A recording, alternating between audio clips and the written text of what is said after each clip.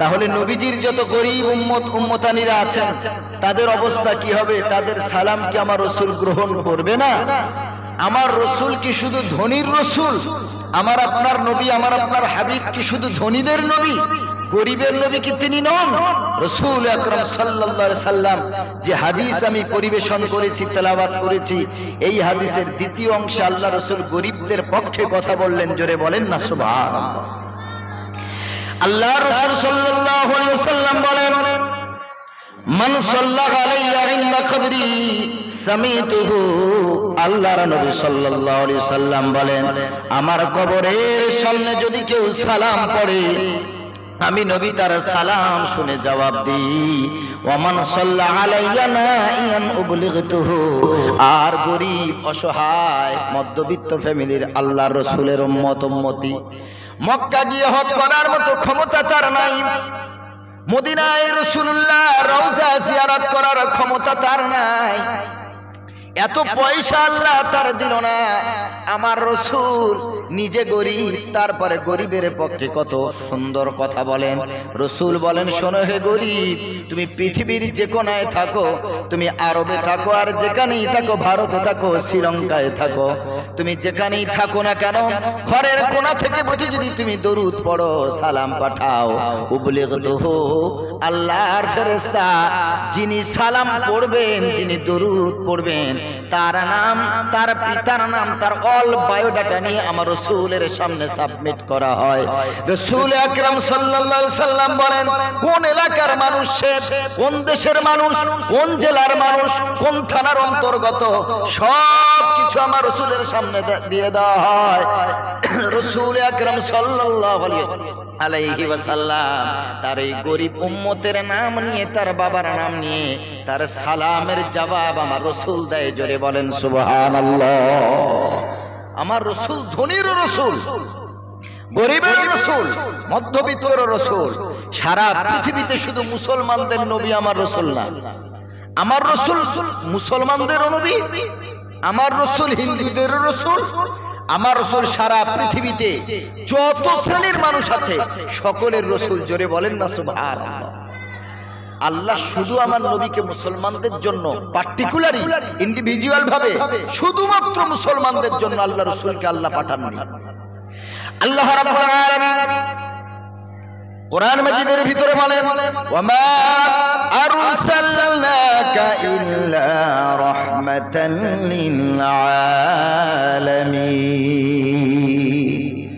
আল্লাহ রাসূলকে রহমত স্বরূপ দুনিয়াতে পাঠিয়েছেন, দুনিয়াবাসীদের জন্য পাঠিয়েছেন, শুধু মুসলমানের জন্য না, শুধু হিন্দুদের জন্য না, শুধু খ্রিস্টানের জন্য না, শুধু ইহুদিদের জন্য না, শুধু কোল ভিল মুচি পৃথিবীতে যত শ্রেণীর মানুষ আছে আলাদা আলাদা ভাবে আমার রাসূলকে পাঠাননি।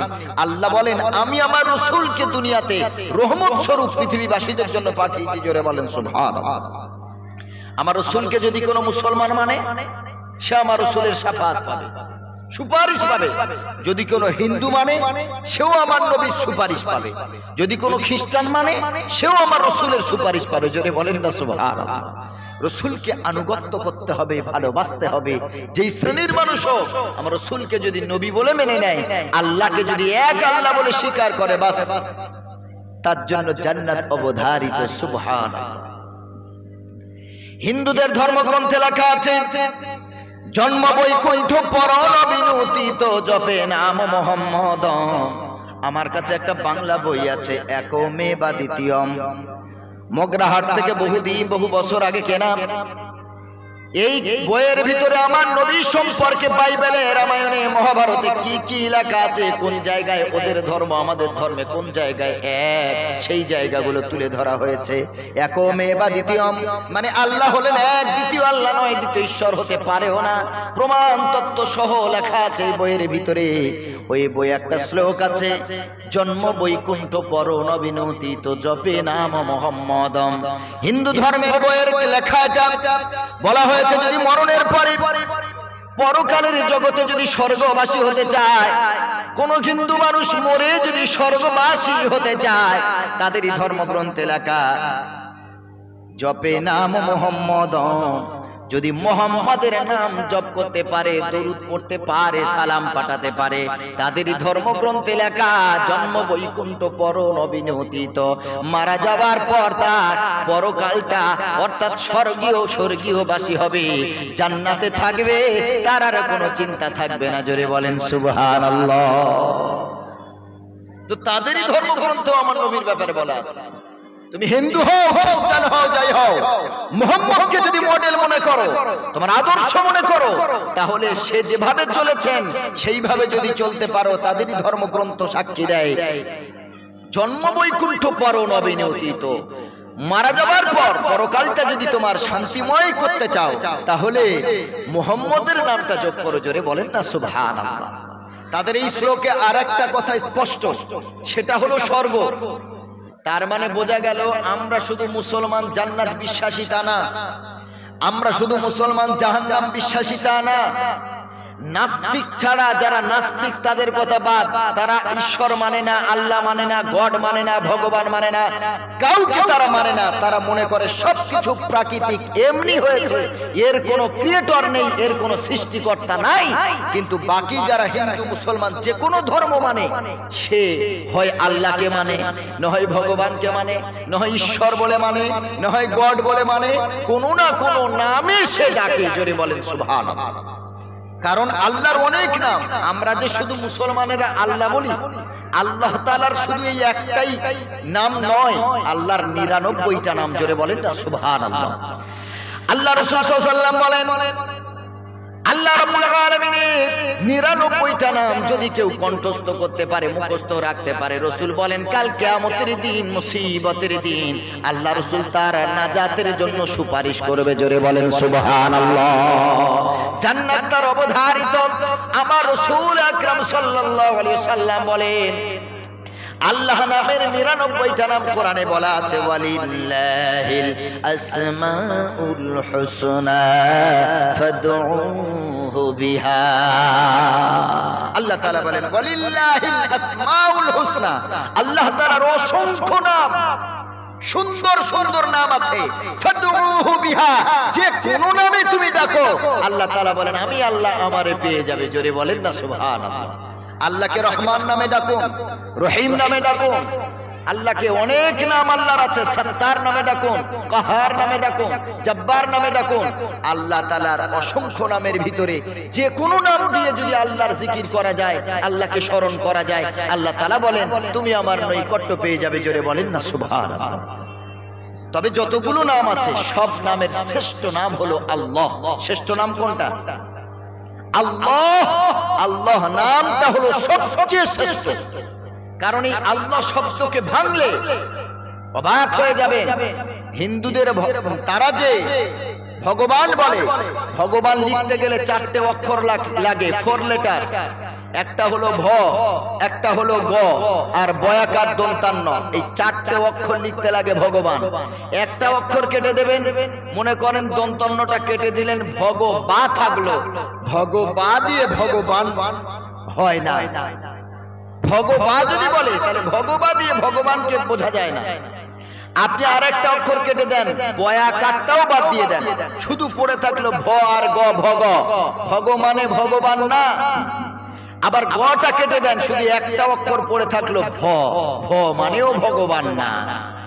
কিন্তু আমার আল্লাহর নামটা বিশ্লেষণ করুন, আল্লাহর নামটাকে ভাঙুন, যেটা ভাঙবেন একটা অক্ষর যদি পড়ে থাকে সেটাও আমার আল্লাহর দিকে ইসনাদ করা হয়। জোরে বলেন না সুবহানাল্লাহ। শোনেন, আল্লাহর নামটা এত সুন্দর, আল্লাহর নামটা কেন শ্রেষ্ঠ আল্লাহ নিজেই বলছেন। আল্লাহ রাব্বুল আলামিন বলেন টোটাল 4টে অক্ষর লাগে। ভগবান লিখতেও 4টে অক্ষর, আল্লাহ লিখতেও 4টে অক্ষর, আলিফ লাম লাম হা। আপনি পুরো 4টে অক্ষর দিয়ে একটা আয়াত, আল্লাহর অসংখ্য আয়াত কোরআন মাজিদে আছে, তার ভিতরে একটা পড়ি শোনেন। আল্লাহ রাব্বুল আলামিন বলেন আল্লাহু লা ইলাহা ইল্লা হুয়াল হাইয়ুল কাইয়্যুম লা তা'খুযুহু সিনাতুন ওয়ালা নাওম। সুবহানাল্লাহ। এটা আয়াতুল কুরসি, সবাই জানে। আল্লাহু লা ইলাহা ইল্লাহু, আল্লাহ হলেন তিনি যিনি এক, অদ্বিতীয়। আল্লাহ ছাড়া কোনো ইলাহ নাই।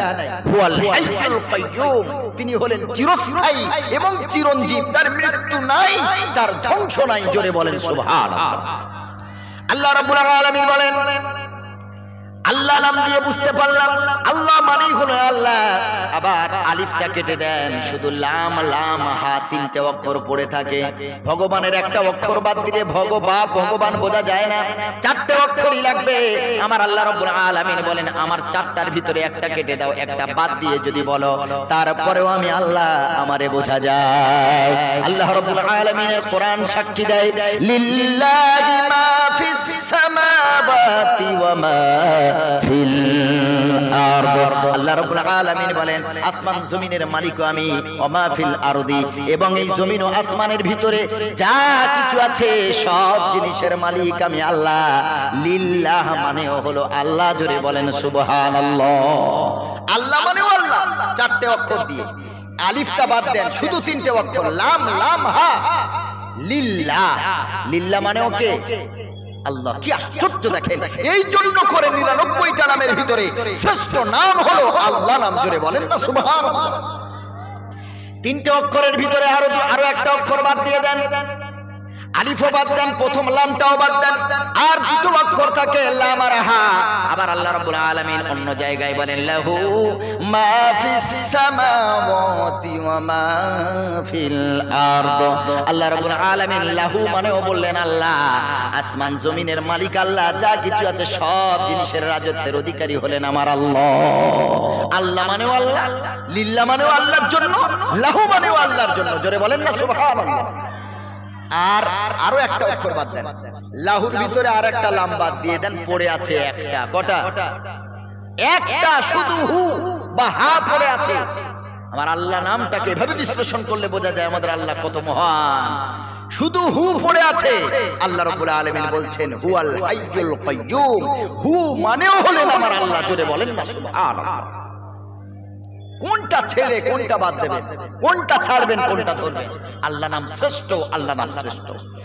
আল্লাহ রাব্বুল আলামিনের রাসূল বলেন, বুখারী শরীফের 5999 নম্বর হাদিস, বিশ্বনবী মুহাম্মদুর রাসূলুল্লাহ সাল্লাল্লাহু আলাইহি সাল্লাম বলেন, একটা সন্তান যখন মাকে মা বলে ডাকে, মা মা মা, এই শব্দটা শুনে মা যত না খুশি হয়, আল্লাহর গুনাহগার বান্দা যখন আল্লাহকে আল্লাহ নাম দ্বারা যখন ডাক দেয়, আমার রাসূল বলেন এই রকম কোটি কোটি অসংখ্য মায়ের থেকে ভালোবাসে আমার আল্লাহ তার বান্দাকে। আল্লাহ নামের ডাক শোনার সাথে সাথে আমার আল্লাহ রাব্বুল আলামিন তার এই বান্দা বান্দির জীবনের সব গুনাহগুলি মাফ করে দেন। সুবহানাল্লাহ। শুধু একবার আল্লাহ বলে ডাকবেন, এইটুকু ডাক শুনে আমার আল্লাহ তার বান্দার গুনাহগুলি ক্ষমা করে দেন। সুবহানাল্লাহ। এমন একটা শব্দ, এমন একটা আল্লাহ বলে ডাক দেবেন। সুখে আছেন আল্লাহকে ডাকেন, দুঃখে আছেন আল্লাহকে ডাকেন, কষ্টে আছেন আল্লাহকে ডাকেন, সর্বহালতে আল্লাহকে ডাকবেন। আল্লাহ তাআলা বলেন, আমার আল্লাহ নাম দিয়ে যদি ডাকো আমি আল্লাহ তোমার ডাকে সাড়া দিই। জোরে বলেন না সুবহানাল্লাহ। তো আল্লাহ নামের শ্রেষ্ঠত্ব হিন্দু ধর্মে বলা আছে, একমেবা দ্বিতীয়ম, তাদের ধর্মগ্রন্থ সাক্ষী দেয় ঈশ্বর যে হবে একজন, খোদা যে হবে একজন, আল্লাহ যে হবে একজন, দ্বিতীয় জন হতে পারে না। কারণ একটা দেশের প্রধানমন্ত্রী যদি দেশ চালাতে চায় তো এক দেশের দুটো প্রধানমন্ত্রী অসম্ভব।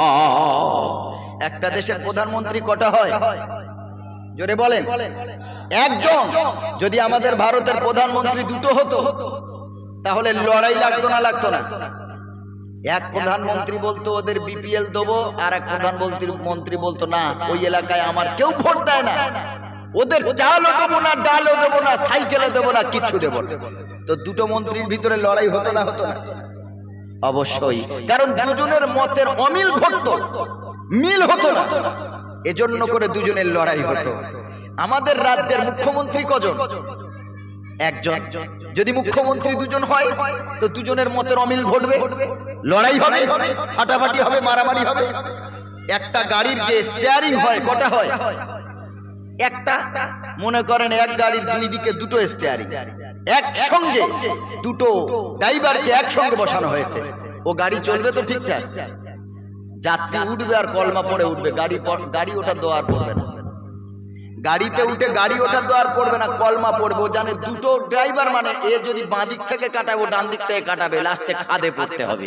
তো গাড়ি ওঠার দোয়া বাদ দিয়ে কলমা পড়বে আগে, যে মৃত্যু কখন চলে আসবে কোনো ঠিক নেই।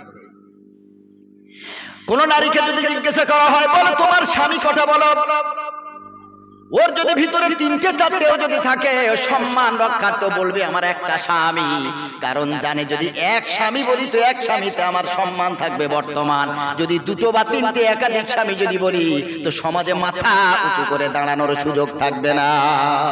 কোন ছেলেকে যদি জিজ্ঞাসা করা হয় বল তোর বাপ কটা বল, ও জীবনেও বলবে না আমার বাপ দুটো। ও জানে ওর বাপ সকালবেলা কাজ করতে বারো হয়ে যায়, ওর মা আরেকজনের সাথে হ্যালো হ্যালো হ্যালো হ্যালো করে।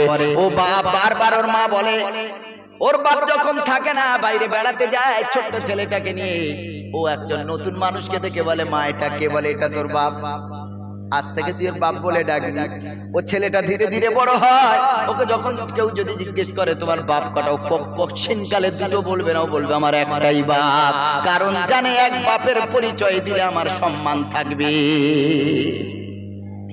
এক পিতাতে যদি সন্তানের সম্মান থাকে বর্তমান, এক স্বামীতে যদি একজন নারীর সম্মান থাকে বর্তমান, এক মুখ্যমন্ত্রীতে যদি রাজ্য চলতে পারে, এক প্রধানমন্ত্রীতে যদি দেশ চলতে পারে, একজন একটা স্টিয়ারিং এ এক ড্রাইভারে যদি গাড়ি সচল থাকতে পারে, বলো আমার আল্লাহ এক হয়ে কি পৃথিবী চালাতে পারে না?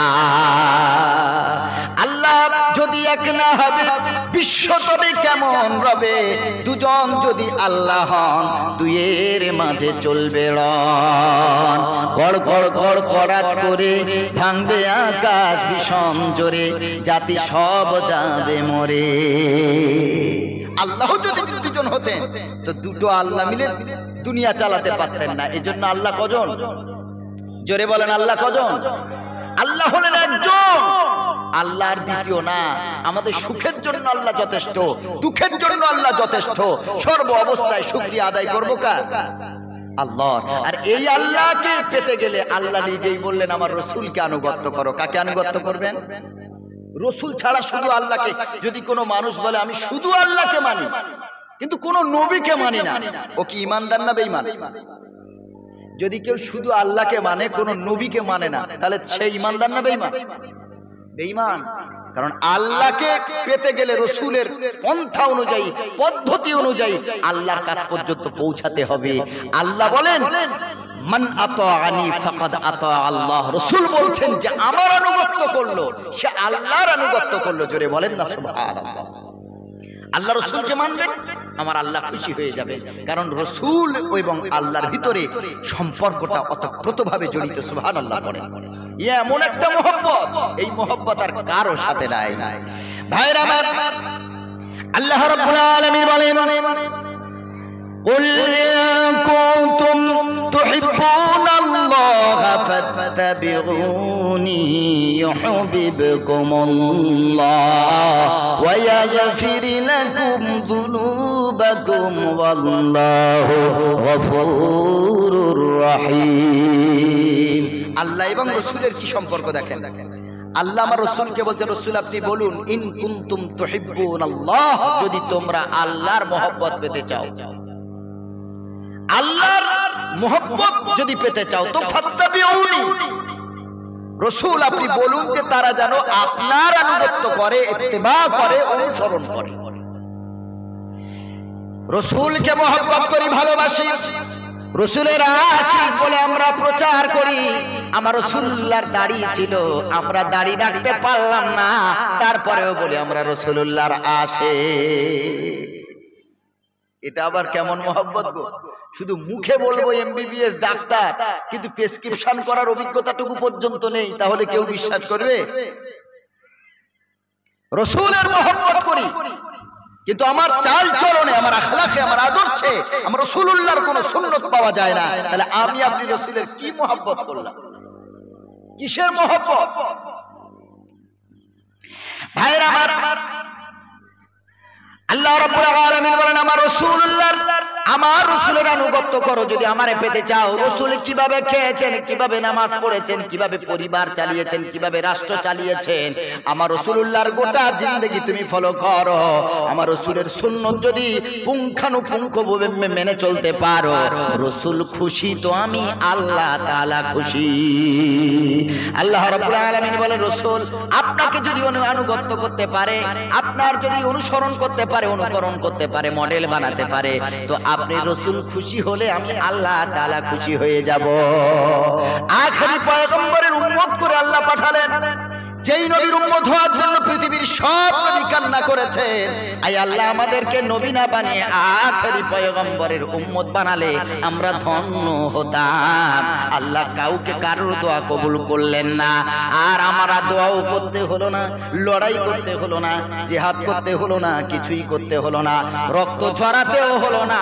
আমার আল্লাহ তাআলা বড় মহব্বত করে আখেরি নবী, শ্রেষ্ঠ নবীর উম্মত বানিয়েছেন। জোরে বলেন সুবহানাল্লাহ।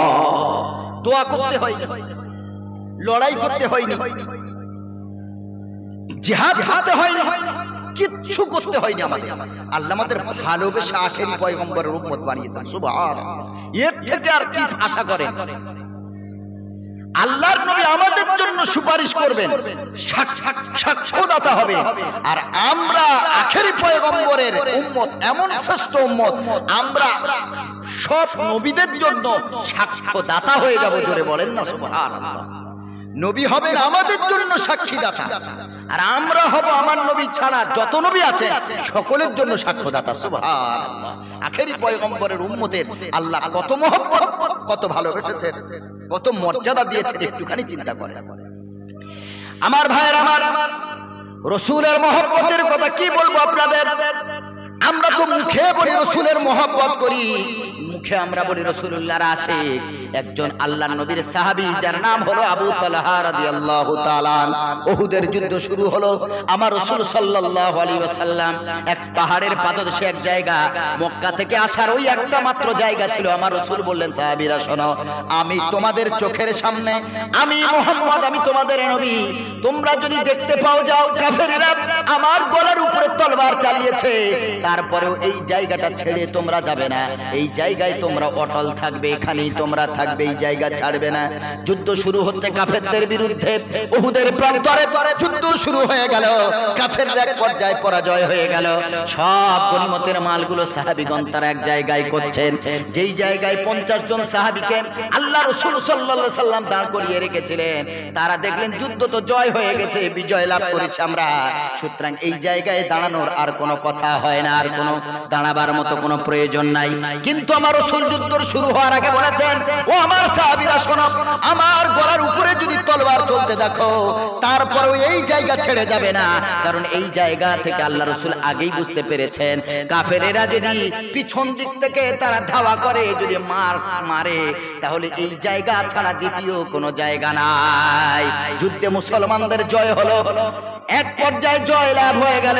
এরপরে যে 50 জন এক জায়গায় আল্লাহ রাসূল দাঁড় করিয়ে দিয়েছিলেন, তারা আল্লাহ রাসূল সাল্লাল্লাহু আলাইহি ওয়াসাল্লামের ওই কথা ভুলে গিয়ে তাদের ইজতিহাদ হয়ে গেল, দৌড় দিতে শুরু করলো। যেই মাত্র জায়গা ছেড়ে দিয়েছে, পিছনের কাফেরেরা সাথে সাথে ওই জায়গায় তারা তীর নিয়ে দাঁড়িয়ে দাঁড়িয়ে এক একজন সাহাবীদেরকে শহীদ করেছেন। ভাইরা আমার, আল্লাহ রাসূল সাল্লাল্লাহু আলাইহি ওয়াসাল্লাম একা হয়ে গেছে, সব কাফেরেরা আমার রাসূলকে ঘিরে ধরেছে। হযরত আবু তালহা একবার ডান দিকে দেখেন, একবার বাম দিকে দেখেন, সামনে পিছনে দেখেন, আমার রাসূল বড় একা হয়ে গেছেন, সাহাবীদের ছত্রভঙ্গ হয়ে গেল। আমার রাসূল একা, আল্লাহ আছেন সঙ্গে। আবু তালহা রাদিয়াল্লাহু তাআলা আনহু রাসূলকে এইভাবে জড়িয়ে ধরলেন, একবার ডান দিকে ঘোরেন, একবার বাঁ দিকে ঘোরেন। আর মক্কার কাফেররা, নবীদের সবপ্রিয় মানুষেরা, তারা তীর ছুটছে। আবু তালহা রাদিয়াল্লাহু তাআলা আনহু ডান দিক থেকে যখন তীরটা ছড়ে, তখন তিনি ডান দিকে ভাবে রাসূলকে জড়িয়ে ধরে ঘুরে যায়। তীরগুলো এসে লাগে হযরতে আবু তালহা রাদিয়াল্লাহু তাআলা আনহুর পিঠে।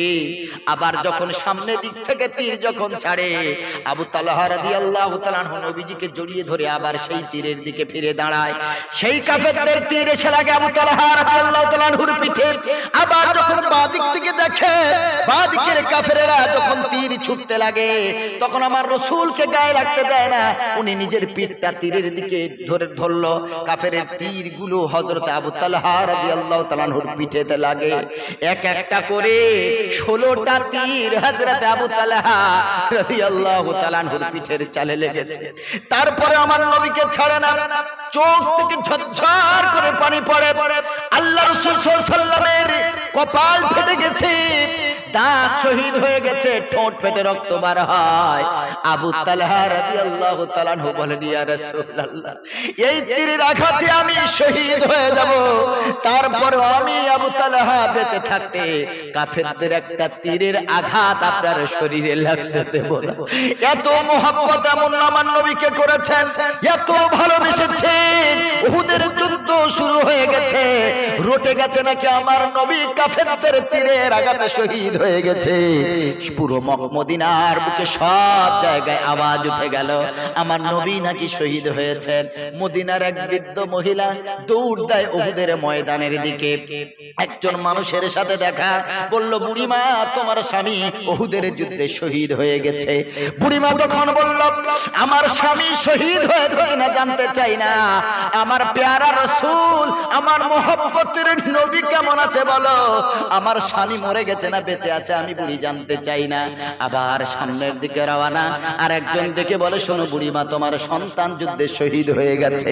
বুড়ি ঝরঝর করে কেঁদে বলে, আমার ছেলে বেঁচে আছে না মরে গেছে আমি জানতে চাই না, বলো আমার দয়ার হাবিব কেমন আছে, আমার নবী কেমন আছে একটু জানতে চাই।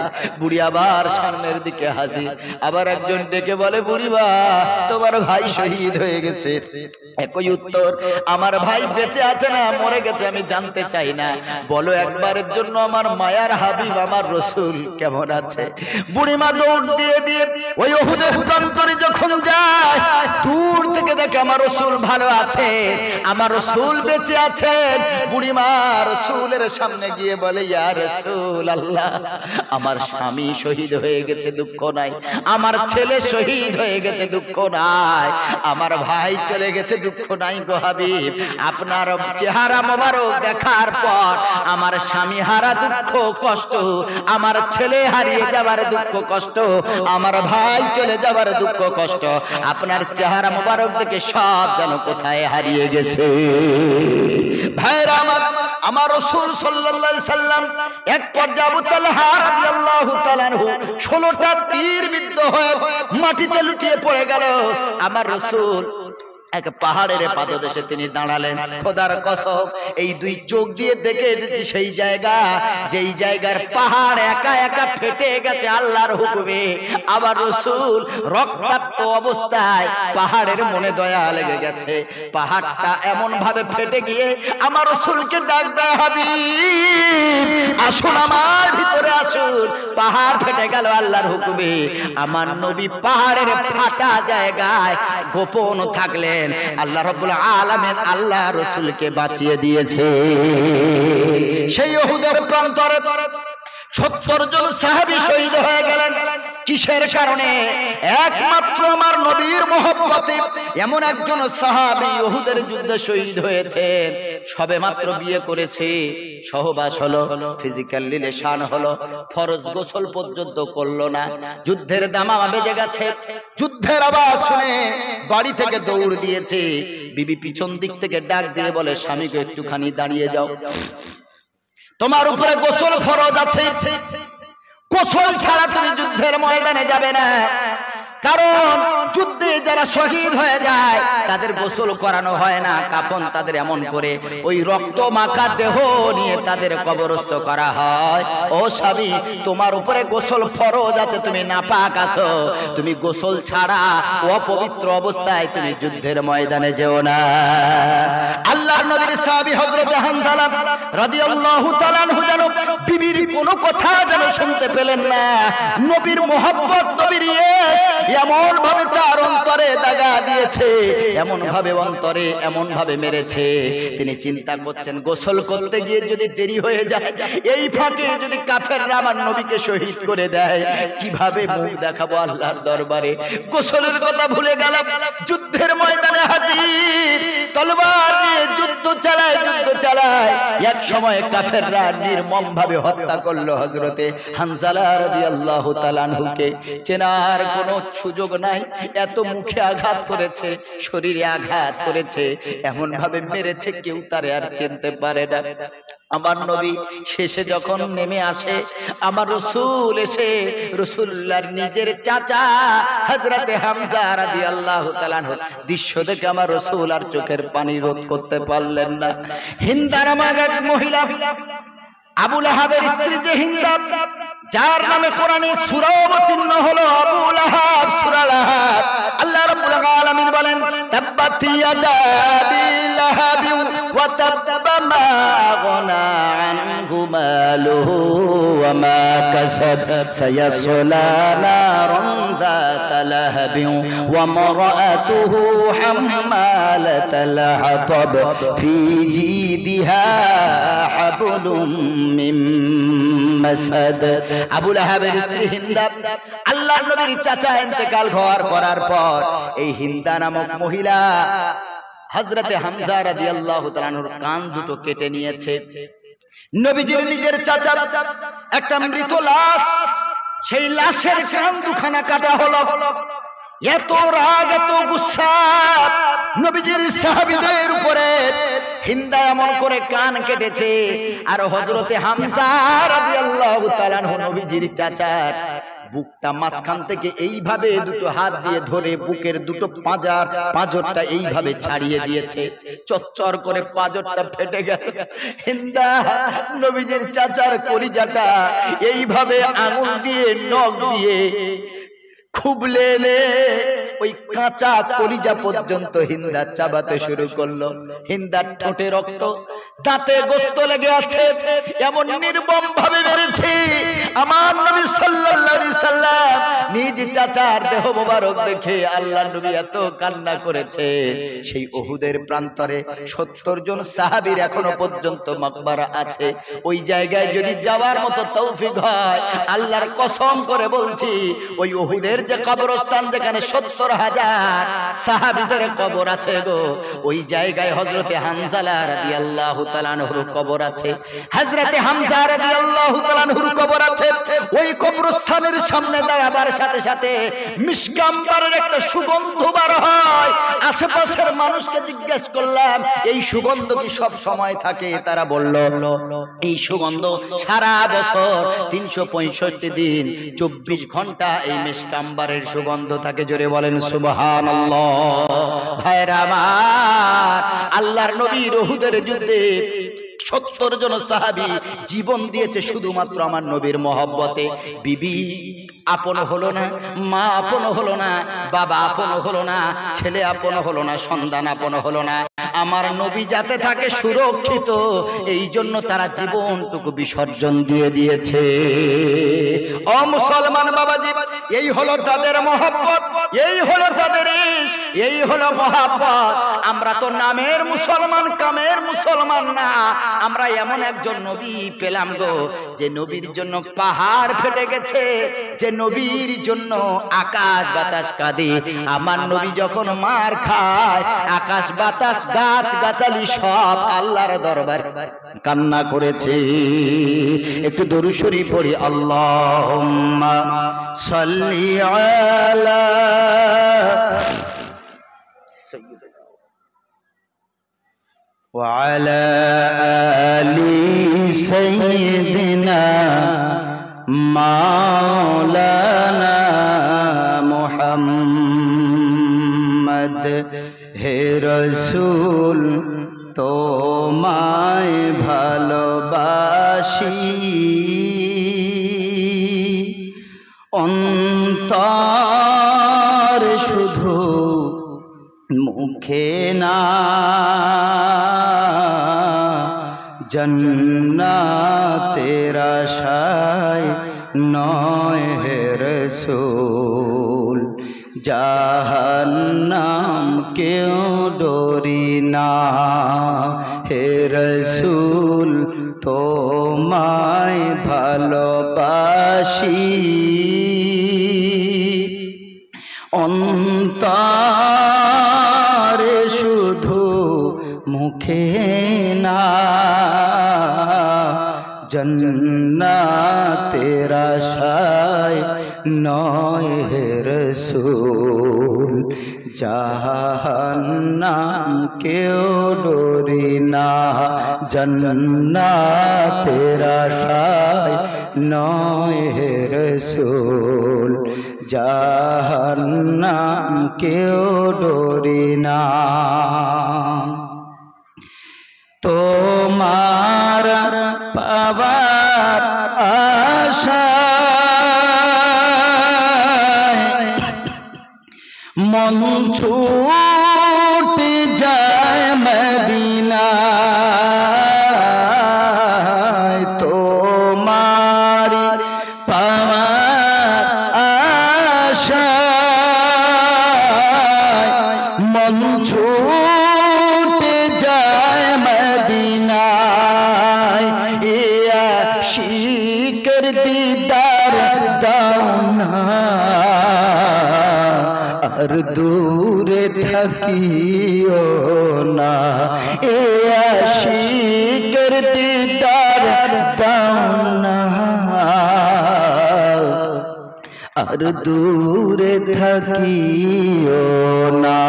হে রাসূল তোমায় ভালোবাসি, অন্তর শুধু মুখে না, জান্নাতের আশায় নয় হে রাসূল, জাহান্নাম কেউ ডরি না। তোমারই নাম শুনিলাম,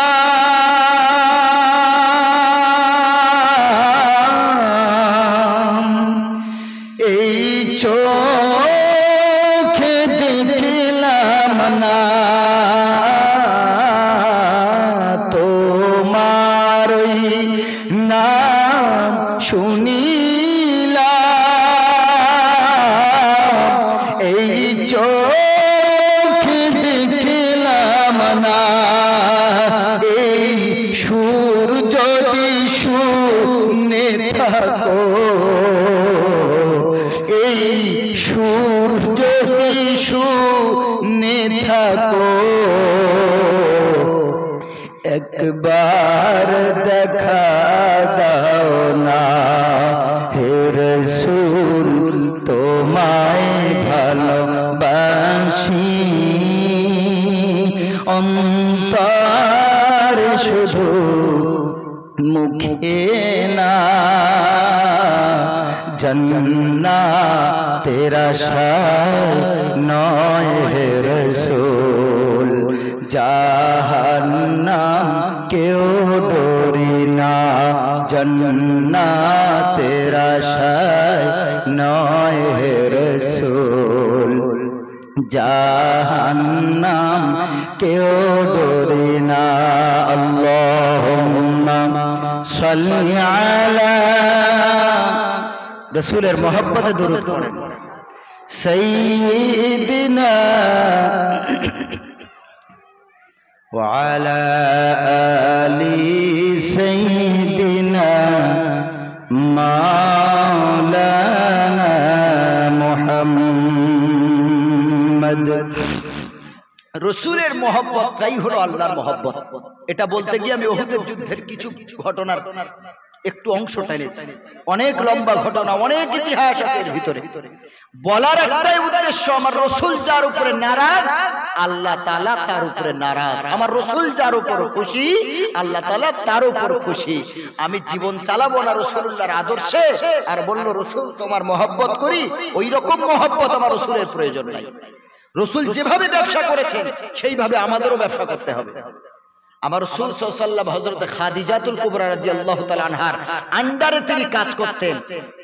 এত মুনাফা হতো, এত লাভ, প্রতি এক আনার হিসাবও তিনি হযরত খাদিজাকে বুঝিয়ে দিয়েছিলেন। জোরে বলেন সুবহানাল্লাহ।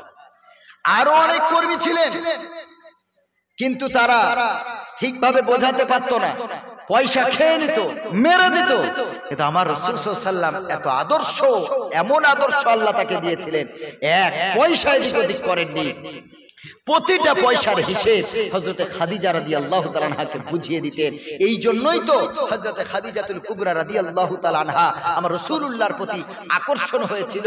তিনি আমার রাসূলের প্রেমে আবদ্ধ হয়ে গিয়েছিলেন, অন্য কোনো কারণ না। হযরতে খাদিজাতুল কুবরা দেখলেন এটা কেমন মানুষ, এ কি ধরনের মানুষ, এত লাভ হয়, এত লাভ হয়। তিনি তো পয়সা মেরে নিতে পারতেন, কিন্তু এক পয়সা তিনি চুরি করতেন না, সাইড করতেন না। তারপরে তিনি এমন করে সব পয়সার হিসেব দিয়ে দিতেন। এই জন্য আমার রাসূলকে সাদিক বলা হতো, আমিন বলা হতো। আমার রাসূল যতদিন নবুয়ত পাননি, নবী হননি, যতদিন আল্লাহ নবুয়ত দান করেননি, ততদিন পর্যন্ত কাফেররা আমার রাসূলকে বুকে আঁকড়ে রেখেছিল। আমিন আমিন বলে শ্রদ্ধা জানাতো, সাদিক বলে শ্রদ্ধা জানাতো, আবুল কাসেম বলে শ্রদ্ধা জানাতো। আমার রাসূলকে তার মাথার তাজ হিসেবে গ্রহণ করেছিল। কিন্তু যেদিন আমার রাসূল সত্য বাস্তবায়ন করলেন, সত্য সকলের সহ্য হলো না, সহ্য হলো না। আমার রাসূলের সগোত্রীয় মানুষেরা আমার রাসূলকে বড় কষ্ট দিয়েছিলেন। আল্লাহ রাসূল সাল্লাল্লাহু আলাইহি ওয়াসাল্লাম যখন দেখলেন তাকে মক্কার সব মানুষেরা, আশেপাশের সব মানুষরা আমার রাসূলকে মহব্বত করে, এক কথায় যে বিচার কেউ করতে পারে না সেই বিচার আমার রাসূল করে দিতেন। জোরে বলেন সুবহানাল্লাহ। কেউ করতে পারে না। কাবা ঘরে যে হাজরে আসওয়াদটা লাগানো আছে, কে লাগাবে পাথরটা? কোন গোত্রের গোত্রপতি? এ গোত্রের গোত্রপতি বলছে আমি পাথর লাগাবো, ও গোত্রের গোত্রপতি বলছে আমি পাথর লাগাবো। কে লাগাবে পাথর? বিশাল দ্বিধাদ্বন্দ্বে পড়ে গেল। সবাই এলো আমার রাসূলুল্লাহর কাছে, বলে মুহাম্মদ, তখন আমার নবী নবুয়ত লাভ করেননি। বলছে মোহাম্মদ, তোমার কাছে বিচার আনলাম। আমাদের সব গোত্রের গোত্রপতি লিডার যারা, তারা এই এক একজন পাথর রাখবে বলছে। আমরা এখন দ্বিধাদ্বন্দ্বে পড়ে গেছি, রক্তক্ষয়ী যুদ্ধের সম্মুখীন হয়ে গেছি, তুমি একটা বিচার করো। আমার রাসূল সাল্লাল্লাহু আলাইহি সাল্লাম কত বুদ্ধি, আল্লাহ তাকে কত ব্রেন দান করেছিলেন। আমার রাসূল বললেন একটা বিশাল চাদর ধরো, চাদরের মাঝখানে পাথর রাখা হলো, আর প্রত্যেকটা গোত্রের লিডার যারা, ওই চাদরটা ধরতে বলা হলো। একটা চাদরের মাঝখানে হাজরে আসওয়াদ, আর লিডারদের চাদর ধরতে বলা হলো। সব লিডাররা চাদর ধরে, সবাই মিলে ধরে পাথরটা কাবা ঘরের সাথে সাঁটিয়ে দিল। জোরে বলেন সুবহানাল্লাহ। এই ছিল আমার রাসূলুল্লাহর বিচার। কেউ রাগ করলো না, সবাই মিলে পাথরটা দিল কাবা ঘরে। আমার রাসূল বিচারকের শ্রেষ্ঠ বিচারক, আমার রাসূল। আমার রাসূল বিজ্ঞানীর সবচেয়ে বড় বিজ্ঞানী আমার রাসূল সাল্লাল্লাহু আলাইহি ওয়াসাল্লাম, ডাক্তারের সবথেকে বড় ডাক্তার আমার রাসূল সাল্লাল্লাহু আলাইহি ওয়াসাল্লাম। আমার রাসূলের মতো বিজ্ঞানী পৃথিবীর বুকে জন্ম নেয়নি, আমার রাসূলের মতো ডাক্তার পৃথিবীর বুকে জন্ম নেননি, আমার রাসূলের মতো দ্বিতীয় রাসূল পৃথিবীর বুকে আসেনি। জোরে বলেন না সুবহানাল্লাহ। রাসূলের কত বিচক্ষণ মানুষ, তিনি কত বড় বিচক্ষণ মানুষ। আল্লাহ নবী সাল্লাল্লাহু আলাইহি ওয়াসাল্লাম বলেন, আমার উম্মতেরা রে, আল্লাহ রাব্বুল আলামিন কোরআন মাজিদে বলেন, আমি তোমাদের এমন রাসূল দিয়েছি, তোমরা আখেরি পয়গম্বরের উম্মত, তোমাদের মর্যাদা আমি আল্লাহ তোমাদের মর্যাদা সব নবীর উম্মতের মর্যাদার উপরে দান করেছি। আল্লাহ রাব্বুল আলামিন বলেন, ওয়াসাতাল্লিতাকুনু শুহাদা আলান নাসি ওয়া ইয়াকুনার রাসূলু আলাইকুম শাহীদা। আল্লাহ তাআলা বলেন, ও আখেরি নবীর উম্মত, তোমাদেরকে এমন উম্মত আমি আল্লাহ বানিয়েছি, এমন নবীর উম্মত করেছি। ওয়াসাতাল্লিতাকুনু শুহাদা আলান নাস ওয়া ইয়াকুনার রাসূলু আলাইকুম শাহীদা। তোমরা হবে সব নবীর উম্মতদের সাক্ষী, আর তোমাদের সাক্ষী হবে তোমাদের রাসূল। জোরে বলেন সুবহানাল্লাহ।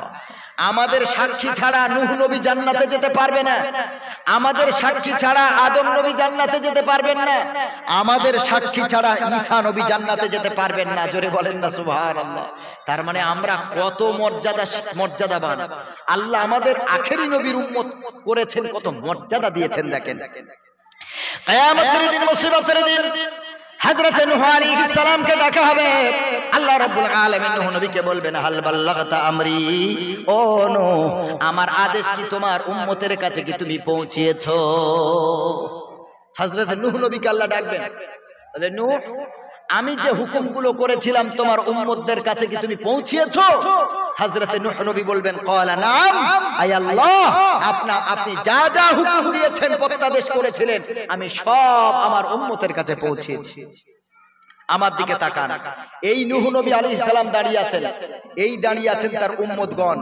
এখন হযরত নূহ আলাইহিস সালাম আল্লাহকে বলছেন আল্লাহ আপনার আদেশ আমার উম্মতদের কাছে পৌঁছিয়েছি। এরপর আল্লাহ তো সাক্ষী নেবেন, এই উম্মতদেরকে আল্লাহ জিজ্ঞেস করছেন হাল বাল্লাগাকুম। দেখেন কি আশ্চর্য কথা, বুখারী শরীফের হাদিস। নূহ নবী এই দাঁড়িয়ে আছেন, তার পাশেই আছে তার উম্মতগণ। আল্লাহ নূহ নবীকে জিজ্ঞেস করছেন হাল বাল্লাগতা আমরি, তুমি কি আমার আদেশ পৌঁছিয়েছো তোমার কওমের কাছে? উনি বললেন ক্বালা নাম, হ্যাঁ পৌঁছিয়েছি, আপনি যা যা বলেছেন আমার কওমকে পৌঁছিয়েছি। এবার নূহ নবীর কওমকে নূহ নবীর সামনেই জিজ্ঞেস করছেন হাল বাল্লাগাকুম, তোমাদের কাছে কি তোমাদের নূহ নবী আমার আদেশ পৌঁছিয়েছে? এবার এই কওম নূহ নবীকে সামনে রেখেই বলবেন মা জাআনা মিন নাবিয়্যিন, আমাদের কাছে নূহ নামের নবী আসেনি। এখন সাক্ষী দেবে কে?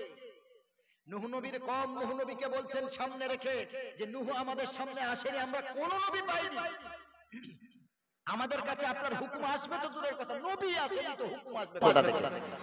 তাহলে কি নূহ নবী মিথ্যাবাদী? নাউজুবিল্লাহ, একজন নবী তো মিথ্যাবাদী হতে পারেন না। এরপরে হযরত নূহ আলাইহিস সালাম মাথা নিচু করবেন, লজ্জায় মাথাটা নিচু হয়ে যাবে, মুখটা মলিন হয়ে যাবে। আল্লাহ রাব্বুল আলামিন নূহ নবীকে জিজ্ঞাসা করবেন মাইয়া শাহাদু লাক, ও নূহ এখন তুমি বলো তোমার পক্ষে সাক্ষী দেবে কে? আল্লাহ এবার নূহ নবীকে জিজ্ঞেস করছেন নূহ এখন তোমার পক্ষে কে সাক্ষী দেবে? তোমার কওম তো বলছে তুমি নাকি যাওনি, আদেশ দাওনি। হযরত নূহ আলাইহিস সালাম এবার বললেন শাহিদুনা মুহাম্মাদুন উম্মাতুহু, আয় আল্লাহ 950 বছর তুমি আমারে হায়াত দিয়েছো, আমি 950 বছর আমার কওমের কাছে আমি দ্বীন পৌঁছিয়েছি, আমি ইসলাম পৌঁছিয়েছি, আমি ভালো কথা বলেছি, কিন্তু আজ আমার সেই উম্মতগণ আমাকে ইগনোর করেছে, আমাকে উপেক্ষা করেছে, আমাকে মিথ্যাবাদী বানিয়ে দিয়েছে গো আল্লাহ। আমি যে সত্যবাদী, আজ কিয়ামতের দিন আমার উম্মত আমার পক্ষে সাক্ষী না দিলেও আমার পক্ষে আখেরি নবী মুহাম্মদের উম্মত সাক্ষী দেবে। জোরে বলেন সুবহানাল্লাহ। ওই কিয়ামতের দিন, মুসিবতের দিন আমরা আখেরি নবীর উম্মত, আমরা নূহ নবীর পক্ষে সাক্ষী দেব, আদম নবীর পক্ষে সাক্ষী দেব, ঈসা নবীর পক্ষে সাক্ষী দেব, ইব্রাহিম নবীর পক্ষে সাক্ষী দেব। আমাদের সাক্ষী নিয়ে তবে আল্লাহ তাদের জান্নাত দেবে। জোরে বলেন না সুবহানাল্লাহ। কি মর্যাদা এবার চিন্তা করুন, আমাদের সাক্ষী নিয়ে নবীগণদের আল্লাহ জান্নাত দেবেন, আর আমাদের আখেরি পয়গম্বর মুহাম্মদুর রাসূলুল্লাহ সাল্লাল্লাহু আলাইহি সাল্লাম আমাদের পক্ষে সাক্ষী দেবেন। সুবহানাল্লাহ সুবহানাল্লাহ। এই রকম নবীর মর্যাদা দিন। রবীন্দ্রনাথ ঠাকুর দাড়ি রেখেছে, লম্বা গোল জামা পরেছে, আমার নবীর আদর্শ তার গায়ে দেখা যায়, অথচ আমরা মুসলমান নবীর শ্রেষ্ঠ উম্মত, আমরা এই আদর্শে আদর্শিত হতে পারি, আমরা নবীর সুন্নতকে মর্যাদা দিতে পারি। আজকে দেখুন না কটা মানুষ টুপি পরে, শুধু নামাজের সময় টুপিটা পরে, বাকি সময় টুপি আর দেখা যায় না, আর টুপি দেখা যায় না, সুন্নতের কোনো মর্যাদাই নেই। কিন্তু আল্লাহ রাসূল সাল্লাল্লাহু আলাইহি ওয়াসাল্লাম বলেন নবীজির একটা সুন্নত যদি কেউ মানে পালন করে 100 শহীদের সওয়াব আল্লাহ তার আমলনামায় লিখে দেন। জোরে বলেন সুবহানাল্লাহ। নবীর একটা সুন্নতের মর্যাদা দেখেন, একটা সুন্নত পালন করলে 100 শহীদের সওয়াব। সুবহানাল্লাহ। হাজারো হাজার সুন্নতকে আমরা কুরবানি দিচ্ছি, তারপরেও বলছি নবীকে মহব্বত করি। ভাইরা আমার, এক সুন্নতের ঘটনা বলি শোনেন। হযরত ওমর ফারুক রাদিয়াল্লাহু তাআলা আনহুকে পারস্যবাসীরা দাওয়াত দিল, বলল খলিফাতুল মুসলিমিন আপনি আমাদের পারস্যে আগমন করুন। আপনার আগমনটা যদি আমাদের বাইবেল অনুপাতে হয়ে যায় তাহলে আর যুদ্ধ করার প্রয়োজন হবে না। আপনার আশাটা যদি ভবিষ্যৎবাণীটা আমাদের বাইবেলে যেমন লেখা আছে তেমনটা যদি মিলে যায় তো যুদ্ধের প্রয়োজন নাই, আমরা ইসলাম কবুল করব।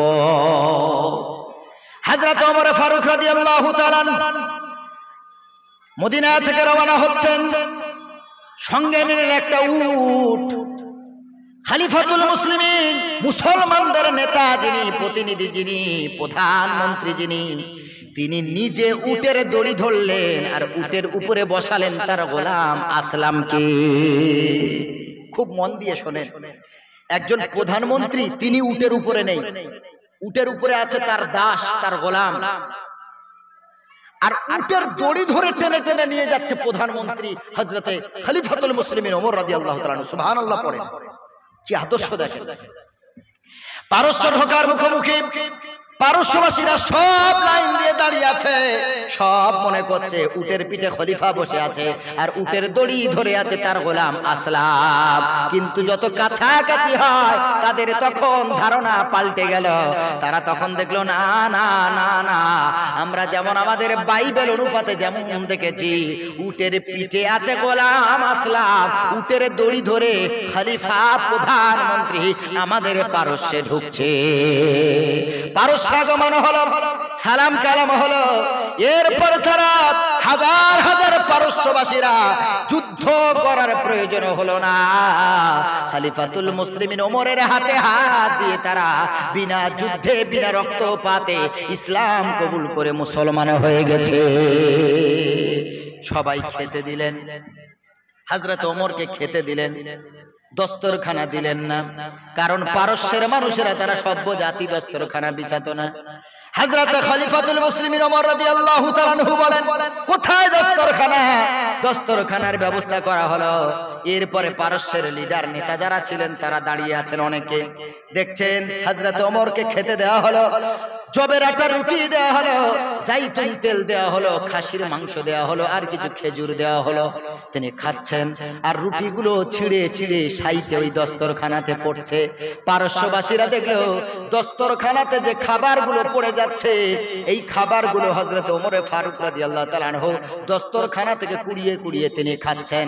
পারস্যবাসীরা বলল, ইয়া খলিফাতুল মুসলিমিন, ও আমাদের প্রতিনিধি ওমর, ও আমাদের খলিফা ওমর, আপনার যদি আরো লাগে তো আমরা দেব, আরো খেজুর লাগলে দেব, আরো গোশত লাগলে দেব, আরো রুটি লাগলে দেব, কিন্তু দস্তরখানাতে যে খাবার পড়ে যায় আপনি এমন করে তুলে খাবেন না, কারণ আমরা পারস্যবাসী সভ্য জাতি, কোন জিনিস পড়ে থাকলে তুলে খাওয়া আমাদের জন্য অপমানকর। খলিফাতুল মুসলিমিন কি উত্তর দিলেন দেখেন, নবীর সুন্নতকে কিভাবে প্রাধান্য দিলেন। খলিফাতুল মুসলিমিন বলেন, পারস্যবাসী শোন, দস্তরখানা বিছানো আমার নবীর সুন্নত, আর দস্তরখানাতে যে খাবার পড়ে যায় ওটা তুলে খাওয়াও নবীর বড় সুন্নত, কারণ আমার রাসূল বলেছে দস্তরখানাতে পড়ে যাওয়া খাবার যদি কেউ তুলে খায় আল্লাহ তার অহংকারকে চূর্ণ করবে আর তার ঘরে আল্লাহ নেক সন্তান দান করবে। সুতরাং পারস্যবাসী, তোমাদের সভ্যতা কোথায় যাবে আমি দেখতে চাই না, তোমাদের সম্মান থাকলো না গেল আমি খলিফা দেখতে চাই না, তবে তোমাদের সম্মানের দিকে তাকিয়ে আমার আখেরি নবীর সুন্নত ছেড়ে দিতে পারি না।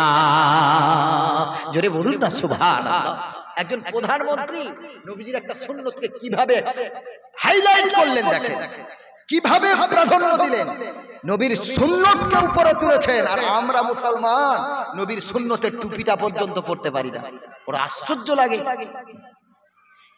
এই ভারতে আমরা দ্বিতীয় সংখ্যাগরিষ্ঠ মুসলমান, অথচ একটা জাতি আছে তাদেরকে বলা হয় শিখ সম্প্রদায়। তারা জীবনে বাইক হেলমেট পরে চালায় না, তারা পাগড়ি পরে থাকে, কারণ সরকার শিখ সম্প্রদায়ের জন্য হেলমেটটা পরার অনুমতি দেয়নি। যখন হেলমেট পরার আইন পাশ হলো, মুসলমান হিন্দু খ্রিস্টান সবাই হেলমেট পরতে হবে, নচেত ফাইন হবে 1000 টাকা। কিন্তু কোন শিখ হেলমেট পরতে হবে না, তাদের জন্য ছাড় দেওয়া হয়েছে। কেন জানেন? তারা সংখ্যায় অনেক কম, অনেক সংখ্যালঘু, কিন্তু তারা একতাবদ্ধ হয়ে থাকে, ইউনিটি আছে তাদের। সরকার যখন বলল হেলমেট পরতে হবে, তখন তারা বলল, আমরা আমাদের গুরু নানকের দেওয়া পাগড়ি, আমরা আমাদের গুরু নানকের দেওয়া পাগড়ি খুলে আর হেলমেট পরতে হবে, এটা কোশ্চিনকালে সম্ভব না। লড়াই করব, গদি থেকে হটিয়ে দেব, সংগ্রাম করতে হয় করব, তারপরেও আমরা পাগড়ি খুলে ওই আপনার কিনা হেলমেট করতে পারবো না। সরকার দেখলো এরা খুব ক্রিটিক্যাল, তোদের জন্য ছাড়। অথচ আমরা মুসলমান দ্বিতীয় সংখ্যাগরিষ্ঠ, ভারতে কম নেই, আমরা টুপি খুলে হেলমেটই পরতে হবে। তার মানে কি শিখদের পাগড়ির চেয়ে আমার নবীর টুপির দাম কম? আস্তাগফিরুল্লাহ, নবীর টুপির কত দাম! কিন্তু কিছুই করার নেই, আমরা একতাবদ্ধ হতে পারিনি, সংগ্রাম করতে পারিনি, লড়াই করতে পারিনি, আমরা আমাদের আইন বুঝে নিতে পারিনি, আমাদের দাবি দেওয়া আমরা তাদের কাছ থেকে পূরণ করতে পারিনি। এজন্য করে আজকে ছত্রভঙ্গ মুসলমান আমরা আমাদের আইন পাশ করে দিতে পারলাম না। আমার নবীর সুন্নতের টুপিটা পকেটে রেখে হেলমেট পরে তবেই বাইক চালাতে হয়। বড় দুঃখ লাগে। এর থেকে আর খারাপের কি হতে পারে যে আমরা মুসলমান এখনো হিজবুল্লাহ, তবলিগ, খারিজি, শিয়া, সুন্নি, আজানগাছি, বেরলভী, কাদরিয়া, চিশতিয়া আর যত আছে এইভাবে সব আলাদা হয়ে আছি, কেউ আমরা এক হতে পারলাম না। আল্লাহ আমাদের হেদায়েত নসিব করুক, নবীর সুন্নতকে প্রাধান্য দেন। আমরা আহলে হাদিস না, আহলে হাদিসরা বিনা টুপিতে নামাজ পড়ে। যারা আহলুল হাদিস তাদের টুপি লাগে না, তারা বাড়িতেও যদি নামাজ পড়ে এই জামাও তাদের পরতে লাগে না, তারা ওই গেঞ্জি পরে নামাজ পড়ে না। বড় অবাক হয়ে যায়, এরা বলে আমরা আহলে হাদিস, ওরা আহলে হাদিস, ওরা আহলে সুন্নত না। আর আমরা আহলে হাদিস, আহলে সুন্নাত ওয়াল জামাত। জোরে বলেন সুবহানাল্লাহ। আমরা শুধু আহলে হাদিস না, আমরা আহলে হাদিস এবং আহলে সুন্নাত। আমরা হাদিসও মানি, সুন্নতও মানি, আলহামদুলিল্লাহ পড়ি। আমি অবাক হয়ে গেছি, শিলিগুড়ি আপনার দক্ষিণ দিনাজপুরে এক জায়গায় জলসায় গেলাম, গত এই ঈদের আগে, রমজানের ঈদের আগে জলসায় গেলাম। বললো হুজুর আপনাকে জুমার নামাজটা পড়াতে হবে। আমি বললাম ঠিক আছে, অসুবিধা নাই। তো বললো জুমার নামাজের পরে হাত তুলে সবাইকে নিয়ে দোয়া করবেন না। তো আমি চিন্তা করলাম হাত তুলে দোয়া করাটা এটা ওয়াজিব না, ফরজ না, বাধ্যতামূলক না, এটা সুন্নাত, মুস্তাহাব, করলে ভালো, না করলে অসুবিধা নাই। আমি এই ক্ষেত্রটা মানলাম যে ঠিক আছে, কোনো অসুবিধা নাই। নামাজ যখন শুরু করব, ওরা তো বাংলায় খুতবা দেয়, আমাদের মতো আরবিতে খুতবা দেয় না, ওরা হাদিস মানে, কিন্তু এই ক্ষেত্রে বলে খুতবা মাতৃভাষায় চলবে।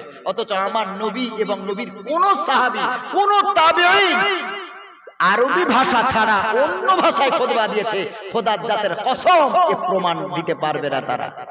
আবার তারা বলে আমরা হাদিস মানি। যাই হোক, ভিন্ন কথা, তারা খুতবা দিল, আমি শুধু নামাজটা পড়াবো। নামাজ শুরু করার আগে যখন বললাম কাতার সোজা করে নাও, পিছন দিকে তাকিয়ে দেখি যদি 100 মুসল্লি থাকে তো 90 জনের মাথায় টুপি ছিল না। একটা জুমার মতো দিনে, কি চিন্তা করছেন, জুমার মতো দিনে শুক্রবারে 100 জনের ভিতরে 90 জনের মাথায় টুপি ছিল না। কি আশ্চর্য কথা। আমাকে ওখানকার মসজিদের ইমাম তিনি বললেন যে হুজুর যদি একটু বুকে হাত বাঁধতে পারতেন তাহলে ভালো হতো, কারণ আমাদের এলাকায় তো আহলে হাদিস বুকে হাত বাঁধার হাদিসটা আমল করে, যদি আপনি একটু বুকে হাত বাঁধতেন তো ভালো হতো। আমি এই জায়গায় বললাম না, এটা আমার দ্বারা সম্ভব না, কারণ আমি ছোট থেকে নবীর এক হাদিস আমল করে এসেছি। নাভির নিচে হাত বাঁধার হাদিসটা আমার বাপ দাদা 14 গোষ্ঠী আমল করে এসেছে। আজকে আপনার জন্য আমি আরেক হাদিসের উপর আমল করতে পারবো না। তবে আমাদের বাড়ির মেয়েরা তারা বুকে হাত বাঁধার হাদিসটা আমল করে, আলহামদুলিল্লাহ। আমরা নবীর ওই যে নাভির নিচের হাদিস আমল করি। বলল ঠিক আছে। আমি যখন বললাম ওটা আমার দ্বারা সম্ভব না, তখন বলল ঠিক আছে। নামাজ পড়লাম, কিন্তু তৃপ্তি হলো, তৃপ্তি ভিতরে এলো না। কারণ সারা জীবন নামাজ পড়ে তো আল্লাহর কাছে হাত তুলে দোয়া করেছি, হাত তুলে দোয়া না করলে যেন আমাদের অন্তরটা শীতল হয় না, ঠান্ডা হয় না। নামাজ পড়ালাম কিন্তু মনটা ভরলো না। আপনাদের তাই বলি, আপনারা আহলে হাদিস না যে টুপি ছাড়া কি নামাজ হবে না, ও ফতোয়া আলাদা, টুপি ছাড়া নামাজ হয়ে যাবে। কিন্তু টুপি ছাড়া, টুপি পড়লে না, এটা তো একটা সুন্নত আদায় করলে না। ঠিক বললাম না ভুল বলেন? একটা সুন্নত যে আদায় করলেন। টুপি ছাড়া নামাজ হবে না আমি বলবো না। গেঞ্জি পরে ফরজ থেকে নাভি থেকে হাঁটু পর্যন্ত ঢেকে আপনি নামাজ পড়েন, গেঞ্জিরও দরকার নেই। লুঙ্গিটা একটু উঁচু করে পরেন, প্যান্টটা উঁচু করে পরেন, নাভি থেকে হাঁটু পর্যন্ত ঢেকে নামাজ পড়ে নেন, নামাজ হয়ে যাবে। কিন্তু আমার আল্লাহ তাআলা যে কোরআন কারীমের ভিতরে বলেন খুযু যিনাতাকুম ইনদা কুল্লি মসজিদ, আল্লাহ তাআলা বলেন যখন মসজিদে আসবে, যখন নামাজে আসবে, আমার সামনে আসবে, খুযু যিনাতাকুম, সবথেকে সুন্দর অবস্থাটা আমার সামনে তুমি হাজির করো, পেশ করো। সুন্দর জামাটা পরে আসো, সুন্দর টুপিটা পরে আসো, গায়ে আতর লাগিয়ে, চোখে সুরমা দিয়ে সুন্দর যেভাবে তুমি শ্বশুর বাড়িতে যাও ওইভাবে আমার কাছে আসো। জোরে বলেন সুবহানাল্লাহ। শ্বশুর বাড়িতে ছেঁড়া কাপড়ে কেউ যায়? গেঞ্জি পরে কেউ যায়? এই স্যান্ডো গেঞ্জি আর হাফ প্যান্ট পরে কেউ যায় শ্বশুর বাড়ি? তখন বোঝে সব থেকে ভালো কাপড়টা বিবিকে বলে বার করে দাও, আয়রন করে দাও। আর আমার আল্লাহর সামনে হাজির হবে, ও ফতোয়া দেখাচ্ছে, বলে গেঞ্জি পরে টুপি ছাড়া নামাজ হয়ে যায়। আরে আহম্মক, নবীর সুন্নতকে তুমি মর্যাদা দিলে না, তুমি নবীর আশিক হবে কি করে? এই জন্য করে আমরা নবীর সুন্নতকে প্রাধান্য দেবো। ইনশাআল্লাহ পড়েন, ইনশাআল্লাহ পড়েন। আমরা নবীর সুন্নতকে প্রাধান্য দেবো। কে কি বললো আমরা ওসব প্রপাগান্ডায় কান দেবো না। আমরা যেভাবে ইসলামকে মেনে এসেছি, আমাদের প্রত্যেকটা আমল নবীর সুন্নতেরই আমল। সুন্নতের বাইরে, কোরআন হাদিসের বাইরে কোনো আমল নেই। আমরা যা আমল করি আলহামদুলিল্লাহ। এজন্য নতুন করে যদি কেউ আপনার সামনে কিছু আনে যে এটাই মানতে হবে, তুমি যেটা মানছো ওটা ঠিক না, খবরদার এই প্রপাগান্ডায় কান দেবেন না, ঈমান চলে যেতে পারে। আল্লাহ আমাদের সকলকে সহি বুঝ দান করুক। সকলে বলেন আমিন। নবীর সুন্নত সব সময় মানবেন।